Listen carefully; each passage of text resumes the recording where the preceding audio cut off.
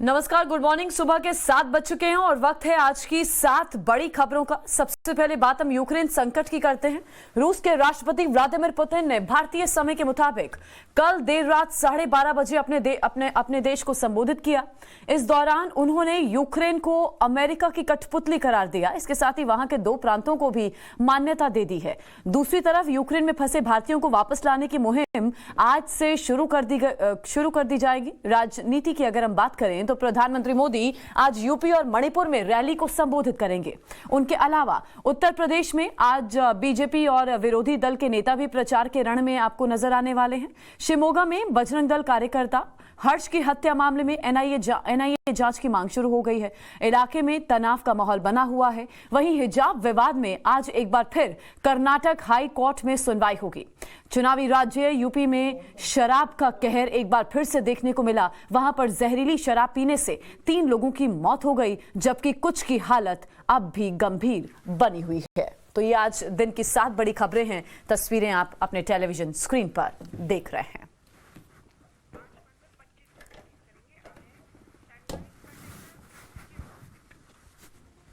खबरें हम आपको विस्तार से दिखाएं उससे पहले 5 मिनट में 25 खबरों पर एक नजर डालते हैं।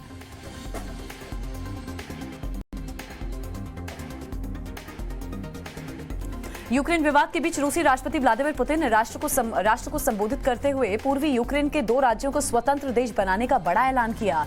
पुतिन ने डोनेट्स्क और लुंग्स्क को अलग देश के रूप में मान्यता दी है। इस ऐलान के बाद इन दोनों राज्यों में लोग खुशी मनाते हुए दिखाई दिए। राष्ट्रपति व्लादिमीर पुतिन ने अपने संबोधन के दौरान अमेरिका पर भी हमला बोला। यूक्रेन अमेरिका का कॉलोनी बन चुका है जहां कठपुतली सरकार चल रही है। इसके साथ ही कि युद्ध होने पर हमें जवाबी कार्रवाई करने का पूरा अधिकार है, ये भी कहा। पुतिन के ऐलान के बाद अमेरिका ने दोनों राज्यों में कारोबार पर पाबंदी लगाने की बात कही है, जिस पर पुतिन का कहना है कि प्रतिबंधों की धमकी देकर रूस को ब्लैकमेल करने की कोशिश की जा रही है। यूक्रेन के पास एटम बम है, जिससे वो रूस पर हमला करने की तैयारी कर रहा है। पुतिन के इस ऐलान को लेकर कई देशों ने नाराजगी जाहिर की है। यूरोपीय संघ ने इस मामले पर कहा कि पुतिन ने अंतर्राष्ट्रीय मिन्स्क समझौते का घोर उल्लंघन किया। साथ ही ब्रिटेन के प्रधानमंत्री जॉनसन ने कहा कि पुतिन का फैसला यूक्रेन की संप्रभुता और अखंडता का उल्लंघन है। यूक्रेन रूस विवाद के बीच यूक्रेन में फंसे भारतीयों को लाने के लिए एयर इंडिया आज से उड़ानें शुरू करेगा। एयरलाइंस कंपनी 22, 24 और 26 फरवरी को भारत और यूक्रेन के बोरिस्पिल इंटरनेशनल एयरपोर्ट के बीच 3 फ्लाइट्स संचालित करेगी। कर्नाटक में हिजाब विवाद को लेकर आज फिर से हाईकोर्ट में सुनवाई होगी। कल हाईकोर्ट में इस सुनवाई के दौरान राज्य सरकार ने कोर्ट में फिर से दोहराया कि हिजाब आवश्यक धार्मिक प्रथा नहीं है, इसे शैक्षणिक संस्थानों से बाहर रखना चाहिए। हिजाब विवाद को लेकर उडुपी जिले में अज्ञात लोगों ने एक होटल पर हमला कर दिया, जिसमें एक शख्स जख्मी हो गया है। बताया यह भी जा रहा है कि पीड़ित के पिता ने हिजाब विवाद को लेकर कर्नाटक हाईकोर्ट में याचिका दायर की थी। कर्नाटक के शिवमोगा में बजरंग दल के कार्यकर्ता की हत्या के बाद तनाव बरकरार है। शिवमोगा में आज भी स्कूल कॉलेज बंद रखे गए हैं। पूरे इलाके में धारा 144 लागू रहेगी। वहीं हर्ष की अंतिम यात्रा के दौरान दुकानों में पथराव किया, जिस पर पुलिस ने लाठीचार्ज किया। शिवमोगा हत्याकांड को लेकर विश्व हिंदू परिषद के साथ ही कर्नाटक के मंत्री शोभा ने एनआईए जांच की मांग की है। साथ ही पीएफआई से लिंक होने का आरोप लगाया, जिस पर कर्नाटक के गृह मंत्री ने कहा कि एसडीपीआई पीएफआई लिंक की भी जांच की जा रही है। आज प्रधानमंत्री मोदी मणिपुर और यूपी में चुनावी रैली को संबोधित करेंगे। प्रधानमंत्री मोदी मणिपुर के यास्कुली और दोपहर 3:30 बजे उत्तर प्रदेश के बहराइच में चुनावी रैली करने वाले हैं। राहुल गांधी भी मणिपुर में चुनाव प्रचार में ताकत झोंकेंगे। यूपी में आज 5वें चरण के लिए दिग्गजों का जमावड़ा लगने वाला है। सीएम योगी आदित्यनाथ आज 5 सभाएं करेंगे। अखिलेश यादव और गृह मंत्री अमित शाह प्रयागराज में चुनावी सभाएं करेंगे। साथ ही सीएम अरविंद केजरीवाल गोरखपुर, संत कबीर नगर और बस्ती में जनसभाओं को संबोधित करेंगे। उत्तर प्रदेश के आजमगढ़ में जहरीली शराब से अब तक 3 लोगों की मौत की पुष्टि हुई है। हालांकि इससे पहले 9 लोगों की मौत की खबर सामने आई थी। वहीं 12 की हालत गंभीर है। डीएम ने कहा कि दोषियों पर एनएसए गैंगस्टर एक्ट के तहत कार्रवाई की जाएगी।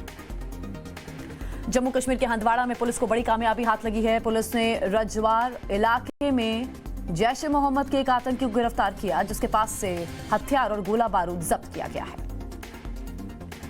आरएएस मुख्य परीक्षा मामले में मुख्यमंत्री गहलोत ने कहा, राज्य सरकार की प्राथमिकता है कि समय पर सारी भर्तियां हो, परीक्षा स्थगित करने की मांग गलत है। आपको बता दें कि 25 और 26 फरवरी को आरएएस की मुख्य परीक्षा होने वाली है।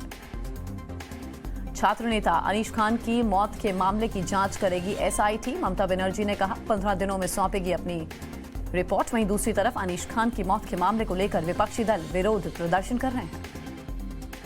कोरोना के खिलाफ भारत को एक और कामयाबी हाथ लगी है। डीसीजीआई ने बायोलॉजिकल ई लिमिटेड की कोविड वैक्सीन कॉर्बेवैक्स को मंजूरी दे दी है। कॉर्बेवैक्स वैक्सीन 12 से 18 साल के बच्चे को लगाई जाएगी। इजरायल ने नए नौसैनिक रक्षा प्रणाली का सफल परीक्षण किया। रक्षा मंत्रालय ने कहा, इस परीक्षण के जरिए रॉकेट, क्रूज मिसाइल और ड्रोन सहित कई खतरों को परखा गया। इजरायल की ये प्रणाली क्षेत्र में ईरानी प्रॉक्सी के खिलाफ सुरक्षा प्रदान करने में सक्षम है। सूडान की राजधानी खार्तूम में हजारों लोगों ने सड़क पर उतरकर प्रदर्शन किया। देश में नागरिक शासन लागू करने की मांग की है। भीड़ को काबू करने के लिए पुलिस ने आंसू गैस के गोले छोड़े। इस दौरान करीब 10 लोग जख्मी हुए।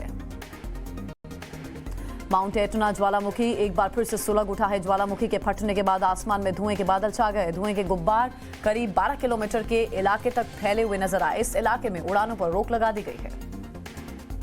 जर्मनी के एसेन शहर में आवासीय परिसर में भीषण आग लग गई। आग की चपेट में आने से 3 लोग जख्मी हो गए। फायर सर्विस ने इस आवासीय परिसर से करीब 100 लोगों को सुरक्षित बाहर निकाला है। वहीं जख्मियों को अस्पताल में इलाज जारी है। अर्जेंटीना के कोरिएंटेस प्रांत के जंगल में एक हफ्ते से धधक रही आग। दमकल कर्मी आग पर काबू पाने की लगातार कोशिश कर रहे हैं। अभी तक 8 लाख हेक्टेयर से ज्यादा इलाके का जंगल जल चुका है। आग की चपेट में आने से हजारों जानवरों की मौत हुई है। भारत के युवा ग्रैंडमास्टर आर प्रागनंदा उलटफेर करते हुए दुनिया के number 1 chess master Magnus Carlsen को करारी शिकस्त उन्होंने दी। ये उपलब्धि प्रागनंदा ने महज 16 साल की उम्र में हासिल की, जबकि कार्लसन की उम्र 31 साल है। टाइम्स नाव ना भारत से रुद्धिमान साहा ने कहा कि सौरभ गांगुली ने मुझे 1 महीने बाद रिटायर होने की सलाह दी है, लेकिन मैं खेलना जारी रखूंगा। दूसरी तरफ साहा ने ट्वीट कर एक कथित पत्रकार पर खुद को धमकाने का आरोप भी लगाया। छोटे पर्दे के जाने माने अभिनेता शाहिर शेख की शॉर्ट फिल्म यात्री कृपया ध्यान दें का ट्रेलर रिलीज हो चुका है। ये short film Amazon mini TV पर 24 फरवरी से स्ट्रीम होगी। दर्शक मुफ्त में इस फिल्म का लुत्फ उठा सकते हैं। बिग बॉस फेम मजहबी सिद्दीकी ने ग्लैमर दुनिया को अलविदा कह दिया है। पोस्ट शेयर कर कहा, अपनी लाइफ को अल्लाह को डेडिकेट करने के लिए ग्लैमर वर्ल्ड को छोड़ा है। यूक्रेन के साथ जंग की आहट के बीच रूस के राष्ट्रपति व्लादिमीर पुतिन ने राष्ट्र को संबोधित किया और यूक्रेन, अमेरिका, नाटो सहित अपने तमाम विरोधियों पर निशाना साधा। पुतिन ने आरोप लगाया कि अमेरिका का यूक्रेन पर कंट्रोल है। पुतिन ने कहा कि यूक्रेन के पास परमाणु हथियार की क्षमता है और यूक्रेन का नाटो में शामिल होना उसके लिए खतरनाक है। व्लादिमीर पुतिन ने पूर्वी यूक्रेन के 2 राज्यों को अलग देश की मान्यता देने का ऐलान भी किया। रूस के राष्ट्रपति का यह बयान अमेरिकी राष्ट्रपति जो बाइडेन के साथ प्रस्तावित मुलाकात से पहले आया है, जो रूस यूक्रेन तनाव को और बढ़ा सकता है। यूक्रेन के पास परमाणु हथियार की क्षमता है, यह पुतिन की तरफ से कहा गया। यूक्रेन तैयारी में लगा हुआ है इस परमाणु आक्रमण की, कभी भी आक्रमण कर सकता है।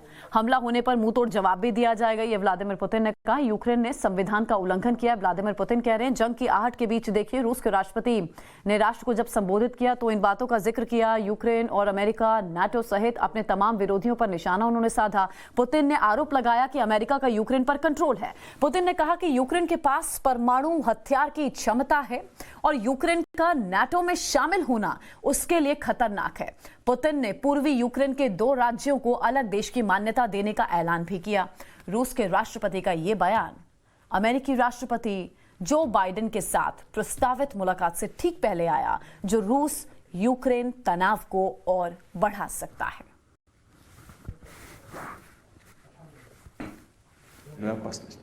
Тем более, повторю, что западные покровители могут посодействовать появлению на Украине такого оружия, чтобы создать еще одну угрозу для нашей страны. Мы же видим, как настойчиво осуществляется военная накачка киевского режима. В документах НАТО наша страна официально, прямо объявлена главной угрозой евроатлантической безопасности. И в качестве передового плацдарма для такого удара будет служить Украина. Считаю необходимым принять уже давно назревшее решение. Незамедлительно признать независимость и суверенитет Донецкой Народной Республики и Луганской Народной Республики. Прошу Федеральное собрание Российской Федерации поддержать это решение, а затем и ратифицировать договоры о дружбе и взаимопомощи с обеими республиками. डोनेट्स्क और लुंगस्क को अलग देश की मान्यता देने के रूस के फैसले को लेकर दुनिया के कई देश खफा भी हो गए हैं। यूरोपीय संघ और अमेरिका ने रूस को सख्त प्रतिबंधों की चेतावनी दी है। संयुक्त राष्ट्र ने इस फैसले को यूक्रेन की अखंडता के खिलाफ करार दिया। बोरिस जॉनसन ने भी पुतिन के फैसले को अंतर्राष्ट्रीय कानून का उल्लंघन करार दिया है। 3 तस्वीरें हम आपको दिखा रहे हैं। यूक्रेन संकट पर पुतिन ने जब संबोधित किया तो कई बड़ी बातों का जिक्र करा कि भाई परमाणु आक्रमण की क्षमता है यूक्रेन के पास और यूक्रेन उसकी तैयारी कर रहा है। और देखिए, जो एक प्रस्तावित मुलाकात बातचीत होनी थी जो बाइडेन के साथ भी, उससे ठीक पहले इस तरह का बयान सामने आया। 2 प्रांतों को मान्यता देने की बात, पूर्वी यूक्रेन के 2 प्रांतों को मान्यता देने की बात पुतिन की तरफ से कही गई है। वही फैसले के विरोध में कई देश नजर आ रहे हैं। Recognizing the breakaway republics of Donetsk and Lugansk. This is plainly in breach of international law. It's a violation, a flagrant violation of the sovereignty and integrity of Ukraine. It is a repudiation of the Minsk. The Secretary General considers the decision of the Russian Federation to be a violation of the territorial integrity and sovereignty of Ukraine and inconsistent with the principles of the Charter of the United Nations. The United Nations, in line with the relevant General Assembly resolutions, remains fully supportive of the sovereignty, independence, and territorial integrity of Ukraine within its internationally recognized borders. And expect him not to recognize the independency of Luhansk and Donetsk Oblast. And we are ready to react with a strong, united front in case he should decide to do so.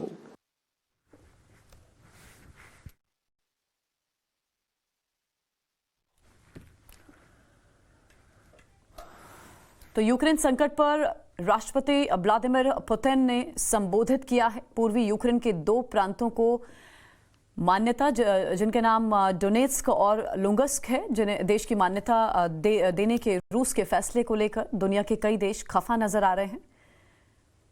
यूरोपीय संघ और America ने रूस को सख्त प्रतिबंधों की चेतावनी भी दी है। संयुक्त राष्ट्र ने इस फैसले को यूक्रेन की अखंडता के खिलाफ करार दिया। पुतिन ने यूक्रेन के टुकड़े टुकड़े कर दिए हैं, मतलब जो दो अलग अलग जगहों को मान्यता दी जा रही है, अलग अलग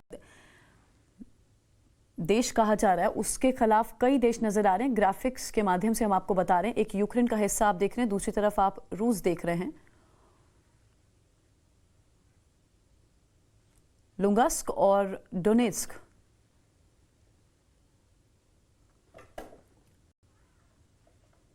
ये अलग देश की मान्यता देने के रूस के फैसले को लेकर लगातार विरोध अब हो रहा है। पीस मीटिंग्स भी लगातार चल रही थी और अब ये जो फैसला पुतिन ने लिया है, इसके अंतर्राष्ट्रीय स्तर पर कई मायने हैं और इसका विरोध कई देश कर रहे हैं। पुतिन ने ऐलान किया पूर्वी यूक्रेन के 2 राज्यों को मान्यता दी जाए। स्वतंत्र मान्यता 2 राज्यों को दी गई पुतिन की तरफ से। डोनेट्स्क, लुंगस्क को देश की मान्यता, अलग अलग देश इन्हें घोषित किया गया राष्ट्रपति पुतिन की तरफ से। तो जंग की आहट के बीच, और देखिए जो फैसला पुतिन की तरफ से लिया गया, जो ऐलान किया गया, उस पर यूके के प्रधानमंत्री बोरिस जॉनसन ने कहा है कि अंतर्राष्ट्रीय कानून का ये सीधे तौर पर उल्लंघन है। जोसेफ बोरेल बोल रहे हैं कि मिन्स्क समझौते का ये साफ तौर पर उल्लंघन है, इस तरह का ऐलान व्लादिमीर पुतिन द्वारा किया जाना। दोनों राज्यों में कारोबार पर पाबंदी लगेगी। व्हाइट हाउस की तरफ से इस फैसले की निंदा की गई है और कहा गया दोनों राज्यों में कारोबार पर पाबंदी लगेगी। फैसले पर निराशा जाहिर की फ्रांस के राष्ट्रपति इमैनुअल मैक्रों ने भी। रूस यूक्रेन संकट पर संयुक्त राष्ट्र से बड़ी खबर यह कि यूक्रेन को लेकर आज संयुक्त राष्ट्र सुरक्षा परिषद की इमरजेंसी मीटिंग होगी। बड़ी बात यह कि खुली बैठक ये होने वाली है। भारत भी इस मीटिंग में बयान देगा। भारत की तरफ से भी बयान आ सकता है।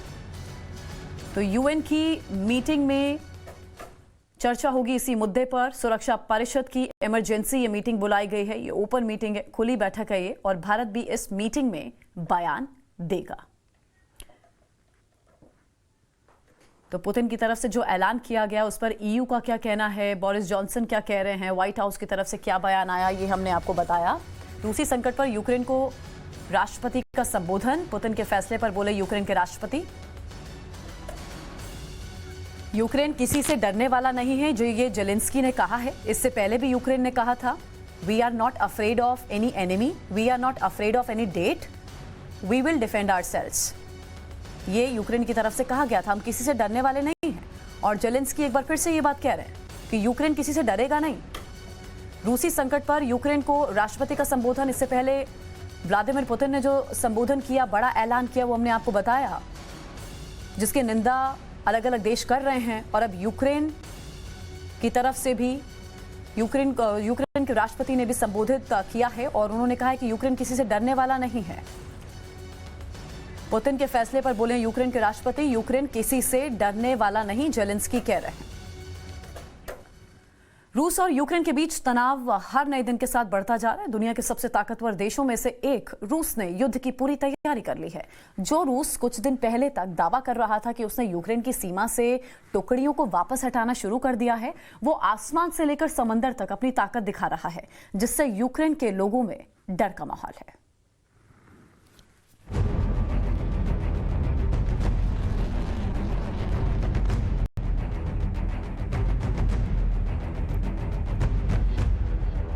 दुनिया को रूस की ताकत दिखाती ये 3 तस्वीर है।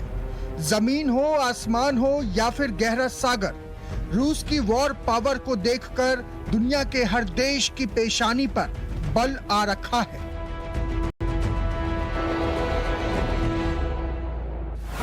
रूस और यूक्रेन के बीच युद्ध अभी शुरू नहीं हुआ है, लेकिन दोनों देशों के अंदर जो हलचल है उससे संकेत साफ हैं कि युद्ध कभी भी शुरू हो सकता है।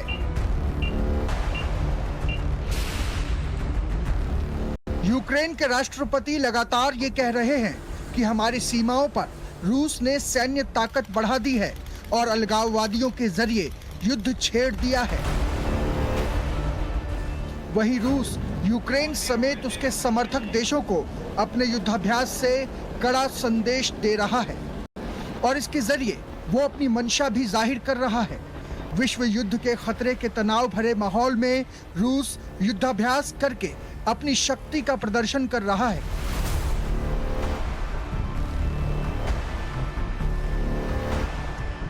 ये रूस के युद्धाभ्यास की सबसे नई तस्वीर है। समंदर में रूस के जंगी जहाज दिखाई दे रहे हैं और आसमान में उसके लड़ाकू विमान।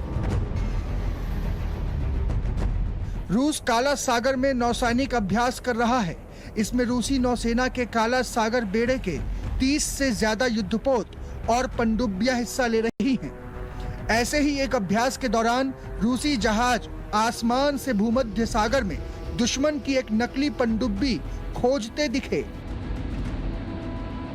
इससे पहले रूस ने दुनिया को अपनी मिसाइल पावर दिखाई। रूस ने जमीन से, आसमान से और समंदर से मिसाइलों का टेस्ट किया। इन मिसाइलों में 2 हाइपरसोनिक मिसाइलें भी शामिल थीं। ये हाइपरसोनिक मिसाइलें परमाणु हथियार ले जाने में भी सक्षम हैं। रूस ने देश के पश्चिमी इलाके के एक बर्फीले सैन्य अड्डे से मिसाइल दागी। इस मिसाइल ने कुछ ही सेकंड बाद सैकड़ों किलोमीटर दूर अपने लक्ष्य पर जोरदार निशाना साधा, जिसके बाद आसमान में बड़ा सा आग का गोला दिखा। इसके कुछ मिनट बाद बैरेंट सागर में रूस ने एक जंगी जहाज से मिसाइल दागी, जो आग का गोला बनकर आसमान में उड़ गई। युद्धपोत के बाद रूस की नेवी ने सबमरीन से भी मिसाइल का टेस्ट किया। थल और जल के बाद बारी थी रूस की वायुसेना की। रूस की वायुसेना ने मिग 31 के जरिए भी एक मिसाइल का ट्रायल किया। जमीन से हजारों फीट की ऊंचाई पर उड़ रहे लड़ाकू विमान ने रूस के किंजर हाइपरसोनिक मिसाइल को लॉन्च किया। कुछ ही सेकंड में यह मिसाइल एक बहुमंजिला इमारत के पास गिरी, जहां जोरदार धमाका हुआ। इससे पहले रूस अपनी थल सेना की ताकत का भी नजारा दुनिया को दिखा चुका है। ये तस्वीर बेलारूस की है, जहां रूस की सेना युद्धाभ्यास कर रही है। यहां रूस ने अपने टैंकों की गर्जना और S-400 मिसाइल सिस्टम की पावर से दुनिया का ध्यान तो अपनी तरफ खींचा। रूस हर दिन कह रहा है वो यूक्रेन पर हमला नहीं करेगा, वो जंग नहीं चाहता, वो केवल युद्धाभ्यास कर रहा है और उसकी सेना यूक्रेन की सीमा से लगातार वापस लौट रही है। रूस अपने दावे को मजबूत करने के लिए कई वीडियो भी जारी कर रहा है, जिसमें ट्रेन पर लदे उसके टैंक्स लौटते भी दिख रहे हैं, लेकिन दुनिया को उसके दावे पर कतई यकीन नहीं है, जिसकी तस्दीक ये 3 तस्वीरें कर रही हैं।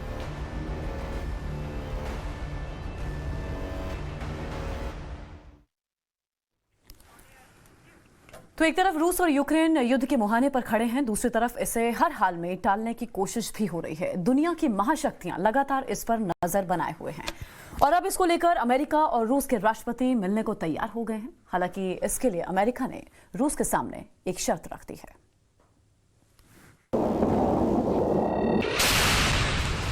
Вот первое отдельное замечание есть.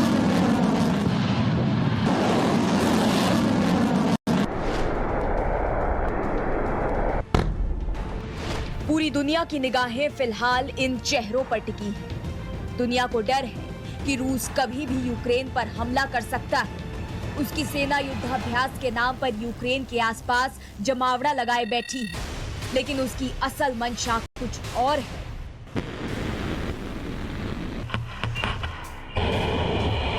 तो दुनिया की बड़ी महाशक्तियां, फिर चाहे वो अमेरिका हो या फिर फ्रांस, रूस की इसी मंशा को हर हाल में टालने की जुगत लगा रही हैं और अब उनकी कोशिश रंग लाती नजर आ रही है।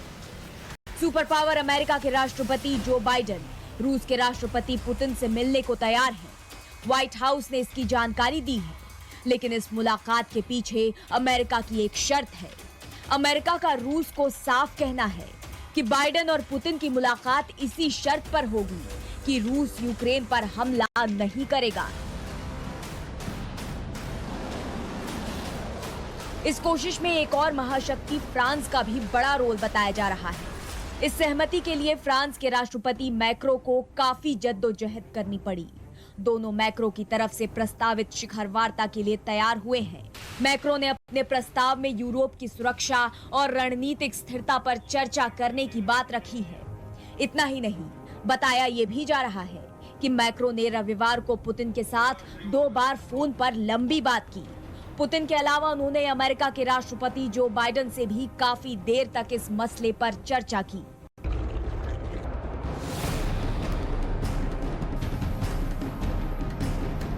दुनिया की ये बड़ी महाशक्तियां नहीं चाहती कि किसी भी सूरत में जंग हो, और इसकी वजह भी है। तनाव के बीच भले ही आज कुछ यूरोपीय देश अमेरिका का साथ दे रहे हैं, लेकिन ये एक हकीकत है कि रूस का पलड़ा कई मायनों में भारी है।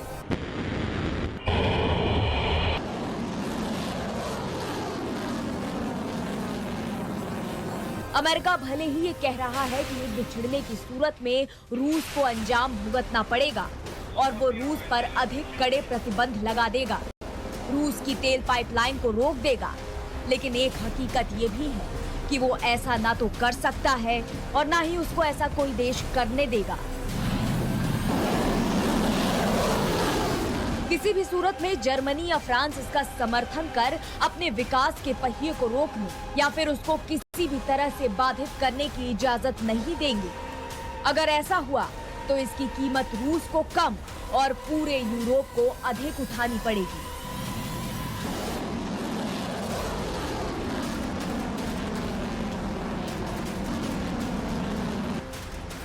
रही बात प्रतिबंधों की, तो उसका सामना रूस पहले से ही करता आ रहा है। एक सच्चाई ये भी है कि यूक्रेन भी खुद को युद्ध में नहीं झोंकना चाहता। ऐसी सूरत में उसकी अर्थव्यवस्था चरमराने का खतरा अधिक होगा। ऐसे में महाशक्तियों की कोशिश है कि युद्ध की सूरत को टाला जाए और आमने सामने बैठकर इसका समाधान निकाला जाए। ब्यूरो रिपोर्ट, टाइम्स नाउ नव भारत।